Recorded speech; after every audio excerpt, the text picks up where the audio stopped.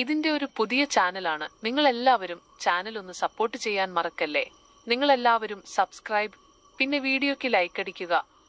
എന്റെ ഭാര്യ റംലയുടെ വീട്ടിലെ പെണ്ണുങ്ങൾ. ഞാൻ ഷാനു. ഇത് ഞാൻ എന്റെ അമ്മായിയമ്മ ലൈലയുടെ കഥയാണ്. എന്നാൽ ആ കഥയിലേക്ക് എത്തുന്നതിന് മുൻപ് എന്റെ കളിയെക്കുറിച്ച് പറയാം. എനിക്ക് പ്രായം 25. ഒരു പലചരക്ക് കട നടത്തുന്നു. എന്റെ ഭാര്യ റംലത്ത്. ഈ പേര് അവളുടെ മൂത്തുമ്മായുടെ ഓർമ്മയ്ക്കിട്ടതാണ്. ഞാൻ റംല എന്ന് വിളിക്കും. റംല +2 കഴിഞ്ഞതേയുള്ളൂ. പ്രായം 19 കഴിഞ്ഞു. അവർ പഴയ തറവാടുകാരാണ്. അതുകൊണ്ട് പണ്ടത്തെ പോലെ തന്നെ പെമ്പിള്ളേരെ നേരത്തെ കെട്ടിച്ചുവിടും.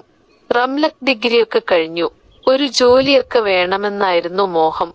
പക്ഷെ വീട്ടിൽ നിന്നുള്ള നിർബന്ധവും പിന്നെ എന്നെപ്പോലെ ഒരു സ്മാർട്ട് പയ്യന്റെ ആലോചനയും ഒക്കെ ആയപ്പോൾ അവൾ കല്യാണത്തിന് സമ്മതിച്ചു.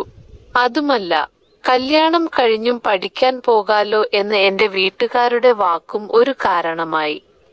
റംലയെക്കുറിച്ച് പറയാൻ അധികമൊന്നുമില്ല. ഒരു മൊഞ്ചത്തിപ്പെണ്ണ്. നല്ല വെണ്ണ പോലുള്ള നിറം, നല്ല ഒതുങ്ങിയ ശരീരം. റംലയുടെ ഉമ്മ ലൈലക്ക് 34 വയസ്സായതേയുള്ളൂ. കണ്ടാൽ അതിലും താഴെയേ തോന്നൂ. റംലയുടെ ചേച്ചിയാണെന്നേ തോന്നൂ. ഉമ്മയെ 16ാം വയസ്സിൽ കെട്ടിച്ചതാ. റംലയൊട്ട് കുട്ടിയ. റംലക്ക് 12 വയസ്സുള്ളപ്പോൾ ഉപ്പ മരിച്ചതാ. പിന്നെ ഉമ്മയാ ഉപ്പയുടെ കച്ചവടമൊക്കെ നോക്കി നടത്തുന്നത്. കല്യാണത്തിന് വന്ന എന്റെ ഫ്രണ്ട്സ് മൊത്തം പറഞ്ഞത് ലൈല സൂപ്പർ പീസാണെന്നാണ്. ഇതെല്ലാം കേട്ട് നൈറ്റാകാൻ ഞാൻ കട്ട വെയിറ്റിംഗ് ആയിരുന്നു. രാത്രിയായി. അടുത്ത ബന്ധുക്കൾ ഒഴികെ ബാക്കി എല്ലാവരും പോയി.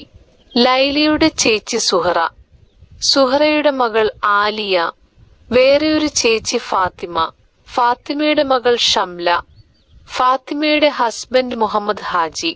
ഇവരാണ് അന്ന് രാത്രി അവിടെ ഉണ്ടായിരുന്നത്. പെണ്ണുങ്ങൾ എല്ലാം കൂടെ എന്റെയും റംലയുടെയും കൂടെ ലിവിംഗ് റൂമിലിരുന്നു വാചകമടിച്ചുകൊണ്ടിരുന്നു. പെണ്ണുങ്ങളെല്ലാം ഒന്നിനൊന്ന് മെച്ചം. അതിൽ ആലിയ മാത്രം അല്പം മെലിഞ്ഞതായിരുന്നു. ഷംല ഡിഗ്രി 2ാം വർഷം പഠിക്കുന്നു. ഫാത്തിമക്ക് പ്രായം 40 ആയെങ്കിലും അത്രയും പറയില്ല. ചുരുക്കത്തിൽ ഉമ്മമാരെല്ലാം നല്ല കട്ട ചരക്കുകൾ. മക്കൾ 3 ഇളം ചരക്കുകൾ. ഷംല എന്നെ നോക്കി ചിരിച്ചപ്പോൾ ഫാത്തിമ പറഞ്ഞു, "അയിന് സമയമൊന്നും ആയില്ലല്ലോ." "സമയമൊക്കെ എന്തിനാ ഉമ്മ, വെറുതെ കളയുന്നേ?" ഷംലയുടെ ചോദ്യം അവിടെ കൂട്ടച്ചിരിയുണ്ടാക്കി. അത് കേട്ട് റംല നാണിച്ചു പോയി. ഷംല എഴുന്നേറ്റ് വന്ന് എന്റെ അടുത്ത് ഇരുന്നു കൊണ്ട് പറഞ്ഞു, "ഇക്ക, ഒരാൾക്ക് ധൃതിയായിട്ടുണ്ട്, ചെല്ല്."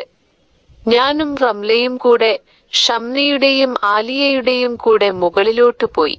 റൂമിന്റെ വാതിൽക്കൽ ചെന്നപ്പോൾ ഷംല പറഞ്ഞു, "ഇക്ക, ഒന്ന് മയത്തിനൊക്കെ വേണം കേട്ടോ." "പിന്നെ റംല, നീ ഇവിടെ കിടന്ന് കാറി പൊളിച്ചേക്കല്ലേ." "അയ്യേ, ഒന്ന് പോടി," റംല പറഞ്ഞു. ഞാൻ ഡോർ അടച്ച് ലോക്ക് ചെയ്തു. അകത്ത് കേറിയപ്പോൾ റംല ബാത്റൂമിൽ നിന്നും ഇറങ്ങി വന്നു. നല്ല അടിപൊളി വേഷം. ഞാൻ ലൈറ്റ് ഓഫ് ചെയ്തിട്ട് ബെഡ്റൂം ലാമ്പ് ഇട്ടു. അരണ്ട വെളിച്ചം.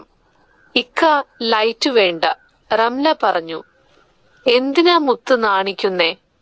ഇക്കാടെ ചക്കരയല്ലേ." ഞാൻ അവളുടെ കഴുത്തിലോക്ക് മുഖമടുപ്പിച്ചു. കുറെ കഴിഞ്ഞു അവളൊന്ന് റിലാക്സ് ആയപ്പോൾ ഞാൻ ചോദിച്ചു, "മുത്തേ, വേദനയുണ്ടോ?" "ഇല്ലിക്ക," അവൾ പറഞ്ഞു. നല്ല മുറുക്കത്തിലും എന്നാൽ സ്മൂത്തായും കാര്യങ്ങൾ നടന്നു. അവസാനമായപ്പോൾ റംല തളർന്നു പോയിരുന്നു. കണ്ണടച്ചു കിടന്ന അവൾക്കരികിൽ നിന്നും ഞാൻ എഴുന്നേറ്റപ്പോൾ റൂമിനു പുറത്ത് എന്തോ സ്വരം കേട്ടു. ഞാൻ പതിയെ ഡോറിന്റെ അടുത്ത് വന്ന് കാതോർത്തു. അത് ആലിയായും ഷംലയും തന്നെ. കളി കഴിഞ്ഞെന്നാ തോന്നുന്നേ. അത് ആലിയായുടെ സ്വരം. ശരിയാ, ഒന്നും കേൾക്കുന്നില്ല. ഇക്ക, അവളെ പൊളിച്ചെന്ന് തോന്നുന്നു. അത് ഷംലയാണ്. ഞാൻ പെട്ടെന്ന് ഡോർ തുറന്നു. ക്ഷീണിച്ചൊന്നുമില്ല, 1 or 2 കൂടെ വേണേൽ കളിക്കാം. ആലിയായും ഷംലയും ഞെട്ടിത്തെറിച്ചു നിന്ന് പോയി. "അയ്യേ, ഈ ഇക്കാടെ ഒരു കാര്യം, ആലിയ ചിരിച്ചുകൊണ്ട് പറഞ്ഞു. എന്നാൽ രണ്ടുപേരും ഇപ്പോൾ പൊക്കോ, ഞാൻ പറഞ്ഞു. രണ്ടുപേരും കൂടെ നാണിച്ച് ചിരിച്ചിട്ട് പോയി. വീഡിയോ ഇഷ്ടമായാൽ എല്ലാവരും എന്റെ ചാനൽ സബ്സ്ക്രൈബ് ചെയ്യാൻ മറക്കല്ലേ.